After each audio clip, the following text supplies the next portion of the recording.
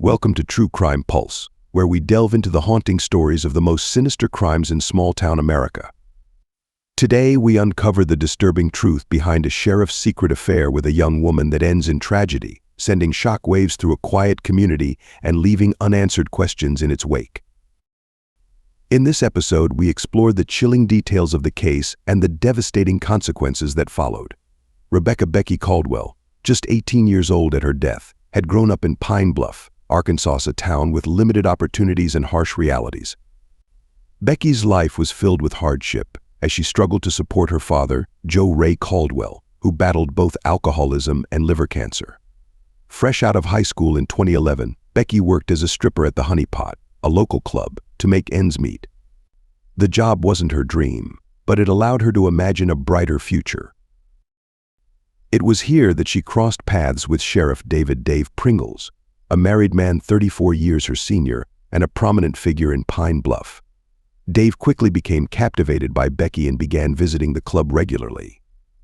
Their secret relationship offered Becky a way out of her difficult circumstances, as Dave showered her with gifts, paid her bills, and even funded outings for her father. But the relationship came at a cost. Dave was possessive, and though Becky initially enjoyed the material benefits, she began to feel trapped. Things turned dark when Dave's wife, Pauline Pringles, confronted Becky publicly, accusing her of ruining her marriage. Humiliated and distressed, Becky started to distance herself from Dave, but he refused to let her go. In the days before her death, she confided in a friend about her desire to leave Pine Bluff and start over elsewhere.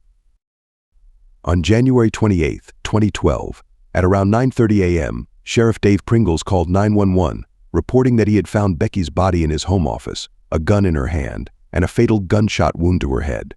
Dave claimed it appeared Becky had taken her own life with his service weapon. Becky's death, occurring in the sheriff's residence in a quiet suburban neighborhood, sent shockwaves through Pine Bluff, where tragedy on this scale was all but unheard of. When first responders arrived, Sheriff Pringles was the one to meet them. Though visibly shaken, he was composed as he informed the officers that Becky had been dealing with personal issues and had likely taken her own life.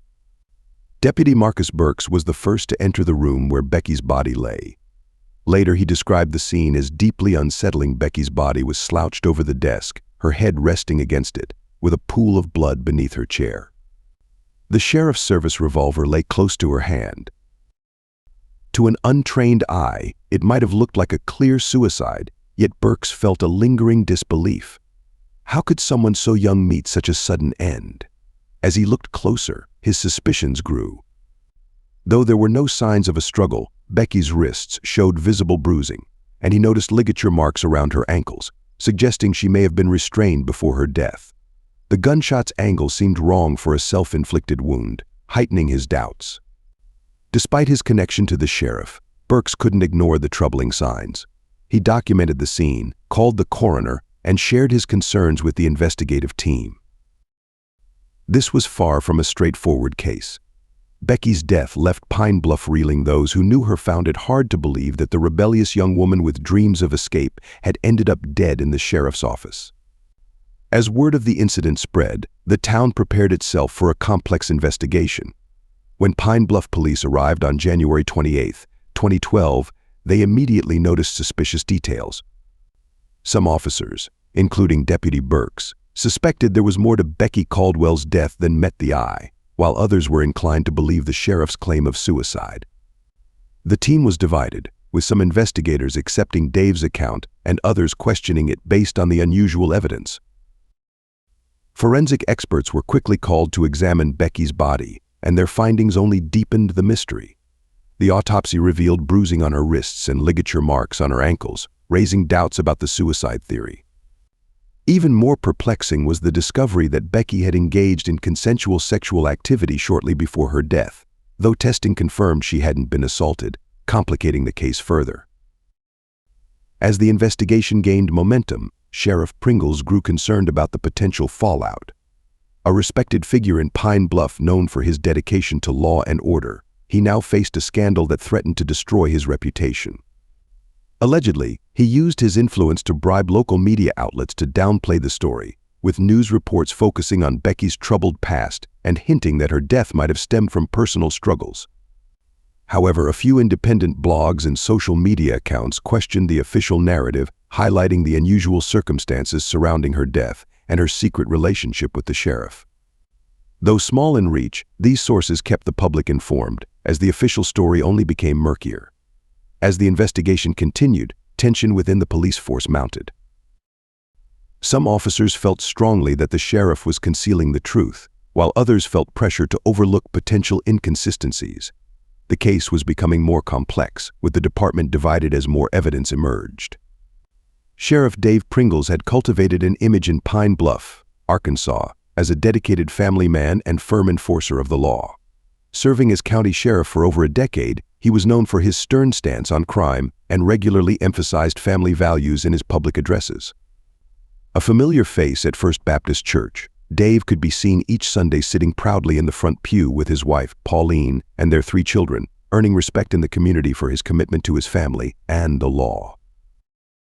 So when Becky Caldwell's body was discovered in his home office, the news sent shockwaves through Pine Bluff. During police questioning, Dave quickly denied any romantic involvement with the 18-year-old, portraying her instead as a stalker with a troubling fixation on him. He insisted that, as a faithful Christian, he would never cheat on his wife, especially not with someone so young. According to Dave, Becky had invented stories about them, even allegedly showing up at his office unannounced and calling him at all hours. He told investigators that he'd recognized signs of mental instability in Becky, drawing on a psychology class he'd taken years earlier to diagnose her as bipolar.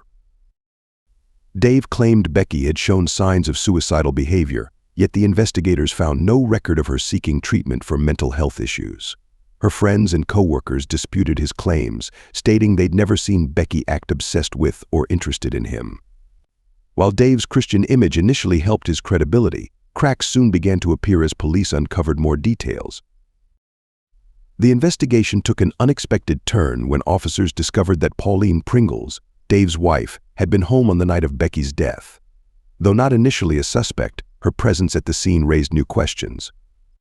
Pauline admitted she had been home that evening but claimed her memory was hazy, explaining that a mix of prescription drugs and alcohol had caused her to pass out on the living room rug. She confided that she'd turned to various substances in recent months, struggling to cope with the emotional strain of her husband's affair with Becky. Having supported Dave throughout his career, Pauline felt devastated upon learning about his infidelity. She began taking doctor-prescribed anxiety and sleep medications, but as these failed to numb her pain, she resorted to other drugs and alcohol to dull the constant feelings of betrayal. The turning point, Pauline revealed, came when she walked in on Dave and Becky having sex. This moment broke her, and she confronted her husband about his affair. Dave had begged for forgiveness, promising he would end the relationship, but Pauline felt trapped in a marriage that no longer resembled the partnership they once had. The discovery of Dave's betrayal left her feeling humiliated and angry.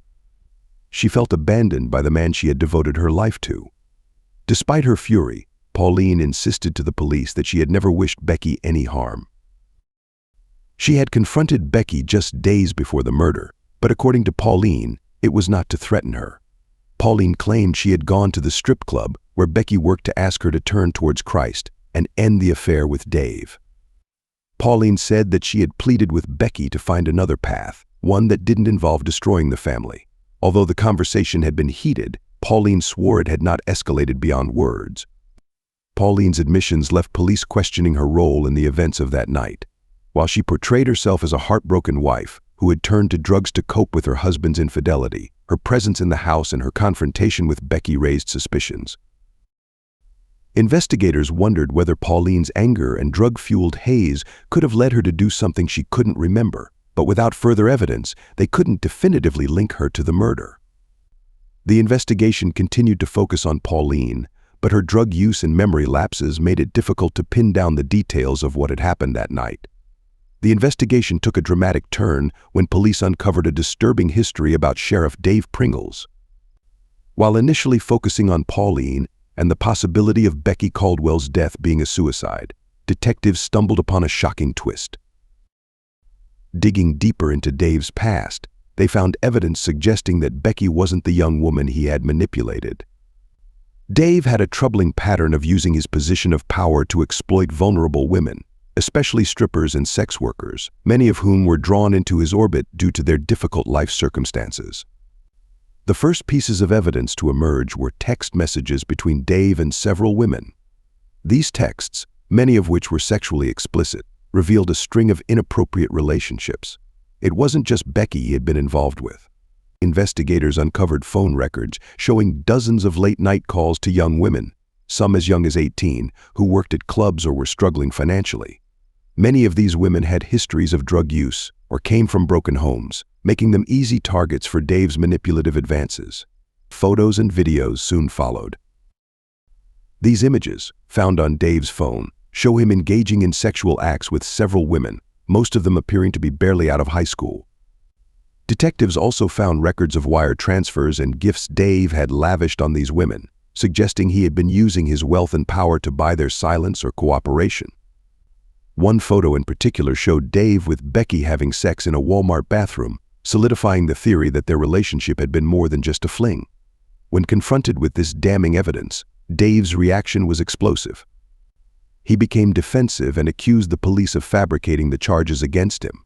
He maintained his innocence, insisting that Becky had been stalking him and that he had never taken advantage of anyone. Dave dismissed the text messages and photos as horsing around or bad jokes taken out of context. He argued that his relationships with these women were consensual and that he was being persecuted for his position as sheriff. His outbursts only confirmed suspicions among the investigative team. For the police, uncovering this history of exploitation was both shocking and infuriating. Many of them had known Dave for years, trusting him as a pillar of the community. Realizing that he had been abusing his authority to manipulate young, vulnerable women left many of the officers feeling betrayed. This revelation shifted the entire investigation, pushing detectives to look more closely at Dave's actions in Becky's case. As the investigation into Becky Caldwell's death deepened, police received multiple reports of a man matching Joe Ray's description walking around the Pringles residence in the days leading up to the murder. Joe Ray had a long criminal record, raising suspicions about his potential involvement in the case. His arrest history revealed that he was a seasoned con man, with a reputation for running elaborate schemes to cheat people out of money. Joe Ray had been arrested several times for fraud, identity theft, and various scams. One of his most notorious cons involved posing as a fake charity organizer, where he convinced people to donate money for non-existent causes. He also tricked elderly people into signing over their property to him, promising them help with their financial struggles, but leaving them penniless. His criminal past painted a picture of a man who could manipulate and deceive with ease. When questioned by police, Joe Ray claimed he had nothing to do with Becky's death. He told investigators that he had been around the Pringles house because he was waiting for Dave to take him to a strip club. According to Joe, he and Dave had plans to blow off some steam, and he had been in the area to catch a ride. He insisted he wasn't involved in anything shady and had no knowledge of what had happened to Becky.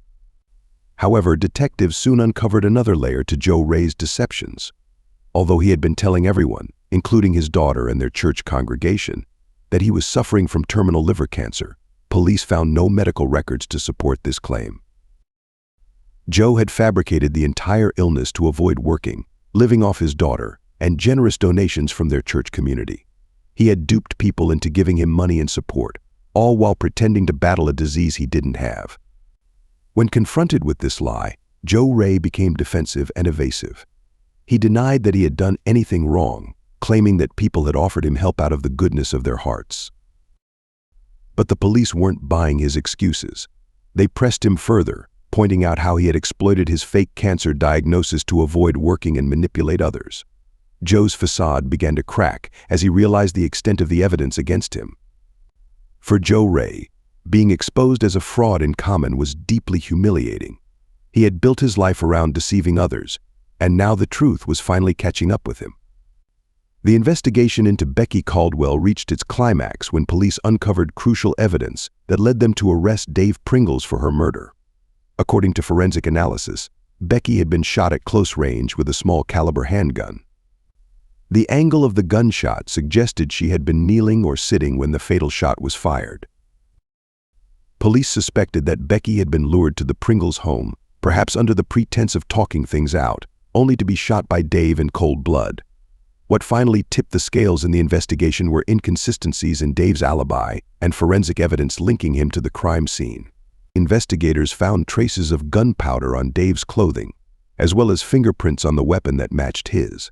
Surveillance footage from a nearby gas station placed him at the scene during the window of time when Becky was killed. Phone records also showed that Dave had called Becky multiple times the night of her death, despite his earlier claims that he hadn't spoken to her in days.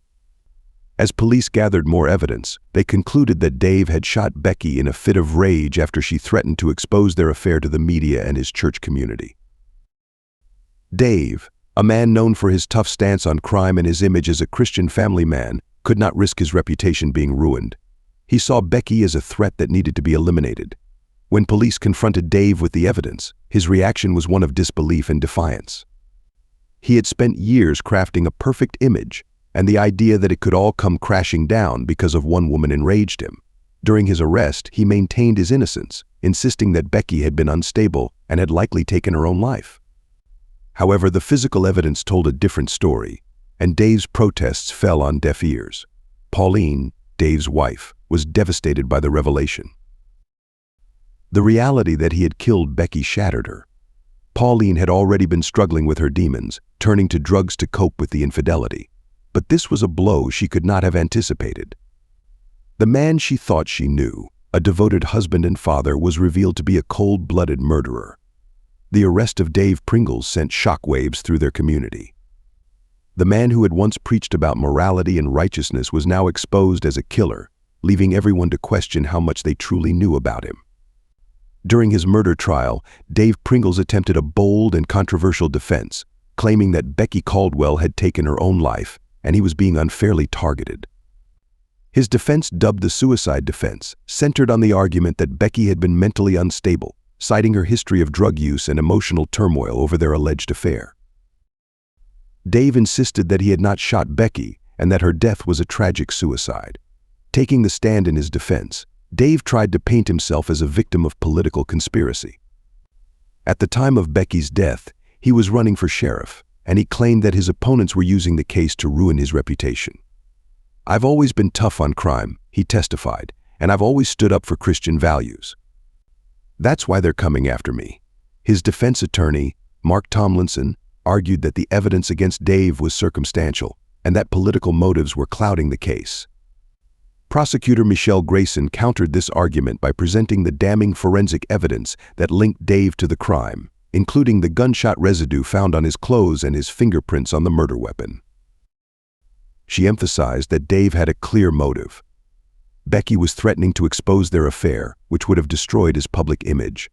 Despite Dave's attempts to sway the jury with his claims of being a victim of political sabotage, the evidence was overwhelming. The jury deliberated for just 2 days before returning with a guilty verdict for second-degree murder. During sentencing, Dave remained stone-faced, but those close to him said he was furious at what he saw as a gross injustice. His once promising career in law enforcement was over, and he was sentenced to 25 years to life in prison. Pauline, Dave's wife, had mixed emotions about the verdict. On one hand, she was relieved that justice had been served for Becky's murder. On the other hand, the man she had spent years with, despite his infidelity and betrayal, was now headed to prison. She felt a deep sense of loss, not just for her marriage, but for the life she had once imagined they would share. The trial and its outcome shocked their community, as Dave had been a figure many had trusted. The man who preached about Christian values and law enforcement integrity was now behind bars.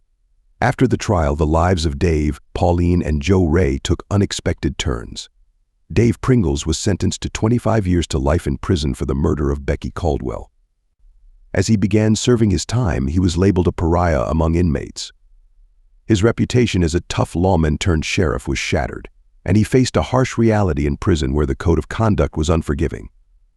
Meanwhile, Pauline was left to pick up the pieces of her shattered life. With Dave gone, Pauline found herself navigating her grief and confusion alone. Shortly after the trial, Joe Ray entered her life again. He had been a familiar face during the trial, a man who claimed to be recovering from cancer and in need of support. His charm and seeming interest in embracing a Bible-loving Christian lifestyle drew Pauline in. They quickly formed a bond, and Joe moved into Pauline's home, promising her stability and companionship. However, Joe Ray was a con man through and through. As Pauline tried to heal from the trauma of her husband's betrayal and imprisonment, Joe feigned love and affection. He exploited Pauline's vulnerability and began to drain her financially, cleverly siphoning off her life savings. He would often ask for money to help others in need or claim he had medical expenses to cover. As months went by, Pauline noticed that her bank accounts were dwindling, but Joe always had an excuse. He insisted that he was managing their finances and that everything was fine. Pauline, who was desperate for companionship and trust, believed him. She didn't realize that she was falling victim to yet another betrayal. It wasn't until a neighbor, suspicious of Joe's behavior, alerted the police that the scheme began to unravel. Authorities launched an investigation into Joe Ray's activities and uncovered a trail of deceit that included multiple reports of fraud against him in the past. Once they connected Joe to Pauline and her missing funds, they arrested him. When Joe was taken into custody, Pauline was left devastated and nearly penniless. The man she had trusted had manipulated her at her most vulnerable. While she had survived the fallout from her marriage to Dave, she now faced a new battle, rebuilding her life from scratch. This shocking turn of events reminded the community of the dangers of trusting too easily. Pauline's story became a cautionary tale about love, trust, and the importance of vigilance, especially in the wake of betrayal. This case serves as a harrowing reminder that abuse of power often lurks behind the polished exterior of authority figures. Becky's story lives on as a warning and a call for accountability, a reminder that no secret can remain hidden forever.